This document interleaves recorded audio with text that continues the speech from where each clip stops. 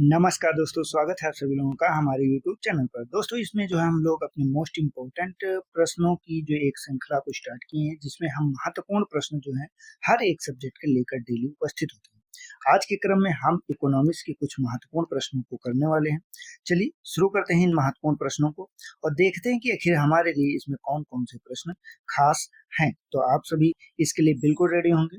तो बिना देर किए हुए हम चलते हैं अपने आज के पहले प्रश्न पे और लास्ट में इनका स्कोर जो बताइएगा कि इन 15 प्रश्नों में से आपके कितने सही हैं और लास्ट में होमवर्क वाले प्रश्न का उत्तर जरूर दीजिएगा। आज का हमारा पहला प्रश्न है, भारत में राष्ट्रीय आय का आकलन किस संस्थान द्वारा किया जाता है? आरबीआई के द्वारा, नीति आयोग के द्वारा, सीएसओ के द्वारा या फिर एनएसओ के द्वारा या फिर आपका फाइनेंस मिनिस्ट्री के द्वारा।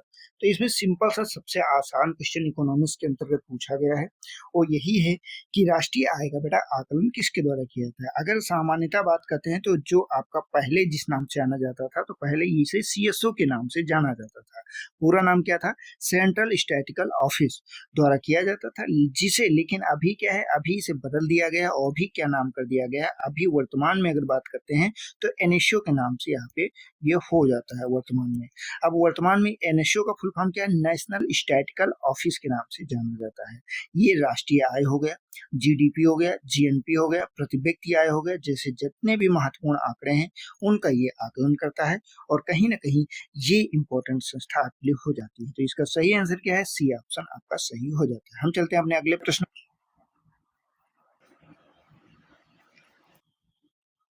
सकल घरेलू उत्पाद जीडीपी का अर्थ क्या है? ग्रॉस डोमेस्टिक प्रोडक्ट सामान्यतः लिखा गया है। आखिर सामान्यतः जो ग्रॉस डोमेस्टिक प्रोडक्ट है, जीडीपी है, ये है क्या?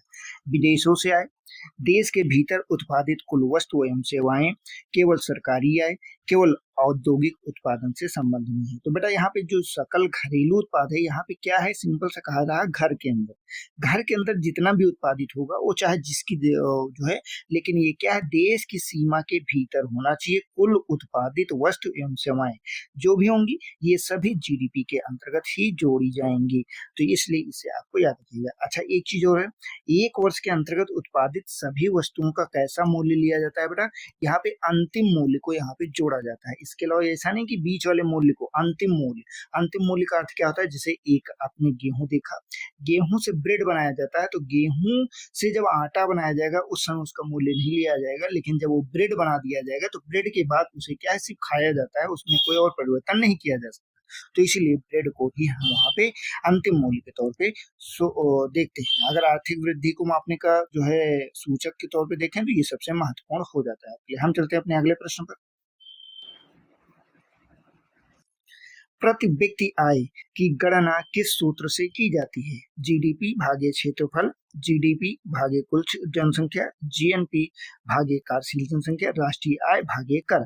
तो इसमें किसका पूछ रहा है? इसमें बेटा पूछ रहा है प्रति व्यक्ति आय, पर कैपिटा इनकम।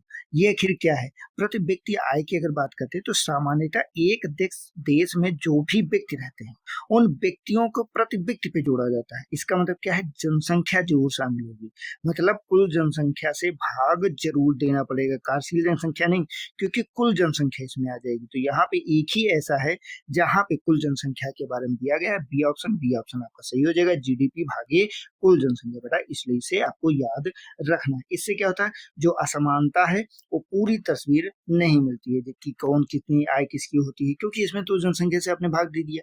इसमें बहुत सारे जो बेरोजगार व्यक्ति हैं उनके आप भी आपने देख लिया कि उनके द्वारा आय हो रही, लेकिन ऐसा नहीं कि उनके द्वारा आय हो रही। कार्यशील जनसंख्या अलग होती है, लेकिन यहाँ पे कुल जनसंख्या अलग होती है और यहाँ पे भाग जो दिया था कुल जनसंख्या से ही दिया जाता है। तो चलते हैं अगले क्वेश्चन पे हम। अगला हमारा प्रश्न है, भारत में पंचवर्षीय योजनाओं की शुरुआत किस वर्ष हुई? 1947 में हुई, 1950 में हुई, 1951 में हुई या फिर 1955 में हुई? इसमें 5 ईयर प्लान्स की बात करते हैं। 5 ईयर प्लान्स की अगर बात करते हैं, ये आए कहाँ से? तो ये तो बेटा मुख्यतः यूएसएसआर से जो है हम लोगों ने लिया, वहां से हमारे संविधान में आए। और ये कब से शुरू होता है? तो यहाँ पहली पंचवर्षीय योजना की अगर हम बात करते हैं फर्स्ट की, तो ये आपके 1951 में की गई थी, तभी से इसकी स्टार्टिंग मानी जाती है। टोटल अगर पंचवर्षीय योजनाओं की बात करते हैं तो टोटल पंचवर्षीय योजनाएं आपकी 12 होती हैं। इसके बाद क्या है, योजना आयोग को भंग ही कर दिया गया, तो बाद में आपका जो है नीति आयोग हो जाता है। पहली योजना की अगर बात करते हैं तो इसका उद्देश्य क्या था, कृषि थी, सिंचाई का विकास था। क्यों? क्योंकि उस समय हमारे पास खाद्य के लिए आत्मनिर्भरता बिल्कुल भी नहीं थी। ये सबसे महत्वपूर्ण है। तो 1951 इसमें आपका सही हो जाएगा। हम चलते हैं अपने अगले प्रश्न पर। भारत का केंद्रीय बैंक कौन सा है? ये सबसे आसान क्वेश्चन है कि सेंट्रल बैंक कौन सा है। एसबीआई है, नाबार्ड है, आरबीआई है या फिर सेबी है? तो यहाँ पे बेटा आपको सिंपल से याद रखना आरबीआई है, भारतीय रिजर्व बैंक ऑफ इंडिया, जिसे भारत के केंद्रीय बैंक कहा जाता है। इसकी स्थापना अगर बताते हैं तो 1935 में की जाती है। इसके लिए एक जो है आयोग का गठन किया था, जिसे हेल्टन यंग आयोग के नाम से जाना जाता है। तो इसलिए इन तीनों चीजों को आपको यहाँ पे याद रखना है। हम चलते अपने अगले प्रश्न पर। मुद्रास्फीति इन्फ्लेशन का अर्थ क्या है? वस्तुओं की कमी, मुद्रा आपूर्ति की कमी, सामान्य मूल्य में वृद्धि या फिर करों में वृद्धि? तो इसका क्या हो जाएगा? तो इसमें देखिए इन्फ्लेशन की बात कर रहा, मुद्रास्फीति की बात कर रहा। मुद्रास्फीति उसे कहते हैं, महंगाई उसे कहते हैं जब वस्तुओं के सामान्य मूल्य में धीरे धीरे वृद्धि हो रही। जैसे कि पहले अगर कोई चीज 5 रुपए की मिलती थी, अब वही चीज 10 रुपए की मिलने लगे, तो इसमें क्या कहा जाएगा? 5 रुपए का इन्फ्लेशन आ गया। ठीक, तो वही चीज यहाँ पे पूछ रहा है कि आखिर क्या होता है। तो इसमें सामान्य मूल्य स्तर में जब वृद्धि होती है, सी विकल्प आपका सही होगा, उसे ही इन्फ्लेशन के तौर पे कहा जाता है। हम चलते हैं अपने अगले प्रश्न पर। भारत में इस मुद्रास्फीति मापने के लिए कौन सा सूचकांक का प्रयोग किया जाता है? खुदरा मूल्य के बारे में बात कर रहा है, ठीक, यहाँ पे कि जो रिटेल इन्फ्लेशन है उसकी बात कर रहा है। डब्ल्यूपीआई, सीपीआई, आईआईपी या फिर जीडीपी डिफ्लेटेड? तो यहाँ पे आपको सीपीआई का नाम याद रखना है, जिसे कंज्यूमर प्राइस इंडेक्स के रूप में हम जानते हैं। कंज्यूमर प्राइस इंडेक्स, इसका उपयोग खुदरा मुद्रास्फीति को मापने के लिए किया जाता है। आरबीआई अपनी मौद्रिक नीति को तय करने के समय सीपीआई को ही मुख्य आधार बनाता है। इससे क्या है, यह आम उपभोक्ता पर पड़ने वाले मूल्य के प्रभाव को दर्शाता है, सीपीआई आपका। ठीक, चलते हैं अगले प्रश्न पर। निम्न में से कौन सा प्रत्यक्ष कर है? जीएसटी है, उत्पाद शुल्क है, सीमा शुल्क है, आयकर है? तो यहाँ पे आपका सही ऑप्शन क्या हो जाएगा? डी विकल्प आपका सही हो जाएगा, आयकर यहाँ पे सही है। प्रत्यक्ष कर होता है जो डायरेक्ट व्यक्ति पे वह लगाया जाता है, वो डायरेक्ट वही व्यक्ति ही उसका वहन करता है, इसलिए ये आपके लिए इंपॉर्टेंट हो जाता है। वहीं इसके विपरीत अगर जीएसटी की बात करते हैं तो ये कहीं ना कहीं अप्रत्यक्ष कर है, जिसका भार उपभोक्ता पर स्थानांतरित हो जाता है। हम चलते हैं अगले प्रश्न पर। वस्तु एवं सेवा कर जीएसटी भारत में कब लागू हुआ? 2015 में, 2016 में, 2017 में या फिर 2018 में? तो बेटा इसमें आपको याद ही होगा, 2017 में लागू किया गया था। कब लागू किया गया था? तो 1 जुलाई 2017 को। यही 1 जुलाई को आपका जीएसटी दिवस के रूप में भी मनाया जाता है। जीएसटी क्या है आखिर? तो जीएसटी अप्रत्यक्ष करों को समाहित करके एक कर प्रणाली को अपनाया गया, जिसे जीएसटी के नाम से हम जानते हैं। इसका एक स्लोगन भी दिया गया था, एक देश एक कर व्यवस्था के नाम से। तो इसीलिए इसे आपको याद रखना है। हम चलते अगले प्रश्न पर। भारत में योजना आयोग को किस संस्थान ने प्रतिस्थापित किया? वित्त आयोग ने किया, नीति आयोग ने किया, आरबीआई ने किया या फिर योजना मंत्रालय ने किया? किसकी बात पूछ रहा है? तो योजना आयोग के बारे में पूछ रहा है। योजना आयोग वही संस्थान है जो योजनाओं को, जो पंचवर्षीय योजनाएं थी उनको बनाती थी, लेकिन बाद में क्या है, इसे रिप्लेस कर दिया गया। किसके द्वारा रिप्लेस किया गया? आपके जो वर्तमान माननीय मुख्यमंत्री मोदी जी हैं, इनके द्वारा किया गया। कब किया गया था? जब 2014 में इनकी सरकार बनती है, तो सबसे पहला प्रहार जो था वो इसी जो है आयोग के ऊपर था। इसको रिप्लेस करके 1 जनवरी 1 जनवरी 2015 को जो है क्या बना दिया गया था? नीति आयोग के रूप में ट्रांसफॉर्म कर दिया गया था, जिसका नाम ही रखा गया था ट्रांसफॉर्म इंडिया। लेकिन अब ट्रांसफॉर्म कैसे हो रहा है ये तो आप सभी देख ही रहे हैं, तो इसलिए इसे आपको याद रखना है। हम लोग चलते हैं अपने अगले प्रश्न पर।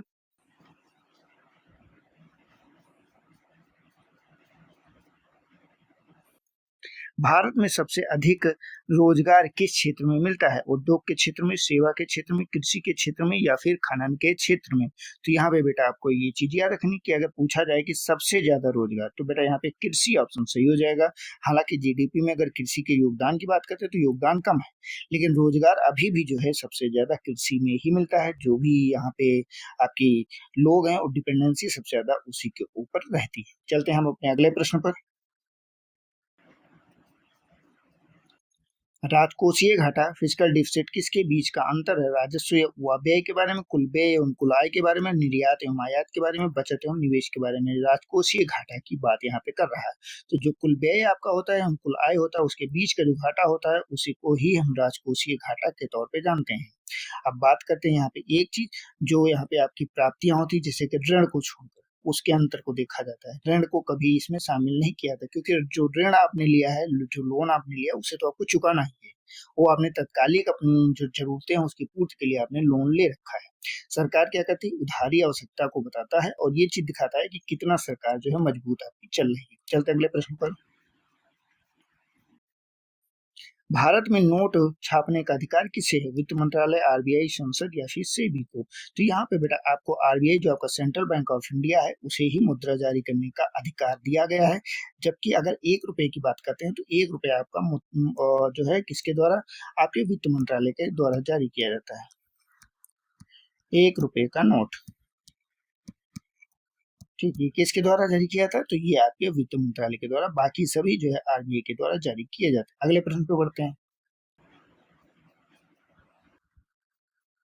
निम्न में से कौन सा गैर बैंकिंग वित्तीय संस्थान एनबीएफसी है, एसबीआई है, पीएनबी है, एलआईसी है या फिर आरबीआई है? तो यहाँ पे जो एलआईसी है आपका, ये एक एनबीएफसी है जो बीमा सेवाएं प्रदान करती है। और जो एनबीएफसी क्या होती है, बैंक जैसी कुछ सेवाएं देती है, लेकिन इन्हें बैंकिंग लाइसेंस नहीं प्राप्त होता है। मतलब ये बैंक काम नहीं करती है, लेकिन बैंकिंग जैसी सी सुविधा देती है, क्योंकि ये एलआईसी जो है इंश्योरेंस वगैरह देती है, तो इसलिए ये इंपॉर्टेंट है आपके लिए। हम बढ़ते हैं अपने अगले प्रश्न पर। आर्थिक सर्वेक्षण किसके द्वारा प्रस्तुत किया जाता है? आरबीआई के द्वारा, नीति आयोग के द्वारा, वित्त मंत्रालय के द्वारा या फिर संसद के द्वारा? तो यहाँ पे जो वित्त मंत्रालय के द्वारा आपका आर्थिक सर्वेक्षण हर वर्ष केंद्रीय बजट से पहले वित्त मंत्रालय द्वारा प्रस्तुत कर दिया जाता है, जिसमें क्या है, देश की जो आर्थिक स्थिति है, भविष्य की जो संभावनाएं है, उसका विश्लेषण इसमें पूरी तरह से शामिल होता है। तो इसलिए इस चीज को आपको याद रखना है। अब एक चीज आप करिएगा, इन 15 प्रश्नों में से आपके कितने प्रश्न सही हुए, इस चीज का जरूर कमेंट में आंसर कीजिएगा। इसके साथ में जो आज हम आपके लिए प्रश्न पूछ रहे हैं, इसका उत्तर भी आपका साथ में ही होना चाहिए। आपका स्कोर और आपका ये दोनों चीजें साथ में होनी चाहिए। भारत में वार्षिक बजट किस अनुच्छेद के अंतर्गत प्रस्तुत किया जाता है? अनुच्छेद 110, 112, 114 या फिर 116? इसका उत्तर आपको कमेंट बॉक्स में देना है। तो हम बढ़ते हैं आगे। जो हमने कल प्रश्न पूछा था, उस प्रश्न का उत्तर देख लेते हैं। कल हमारा प्रश्न था, संविधान की प्रस्तावना में समाजवादी शब्द को कब जोड़ा गया है? ठीक, ये आपका एक क्वेश्चन था। अगर बात करते हैं तो एक ही संविधान में प्रस्तावना में अभी तक संशोधन किया गया था, जिसे 42वां कॉन्स्टिट्यूशन अमेंडमेंट 1976 के माध्यम से समझते हैं। ठीक, तो इसका सही आंसर क्या हो जाएगा? 1976 हो जाएगा। इसके माध्यम से 3 शब्दों को जोड़ा गया था। एक तो आपका समाजवादी शब्द था, दूसरा क्या था आपका पंथ निरपेक्ष था, पंथ निरपेक्ष, दूसरा आपका पंथ निरपेक्ष था, तीसरा आपका अखंडता था, अखंडता। ये 3 शब्द थे, तीनों शब्दों को भी आपको याद रखना है। कौन सा संविधान संशोधन? 42वां संविधान संशोधन 1976 के माध्यम से। तो बेटा यहाँ तक का आज की हमारी पूरी ये सीरीज थी। अब कल जो हम लोगों का क्लास रहेगी, कल हम लोगों का साइंस रहेगा, क्योंकि दिन शुक्रवार है। इसके अलावा आपको अगर और अधिक वीडियो चाहिए और अधिक जानकारी चाहिए तो हमारे चैनल को सब्सक्राइब करना मत भूलिए। चैनल सब्सक्राइब कीजिए, वीडियो को लाइक कीजिए और अधिक से अधिक अपने दोस्तों को शेयर भी कीजिए अगर आपको ये जानकारी अच्छी लगी। हम मिलते हैं नेक्स्ट वीडियो में, तब तक के लिए जय हिंद, जय भारत, आपका दिन शुभ हो।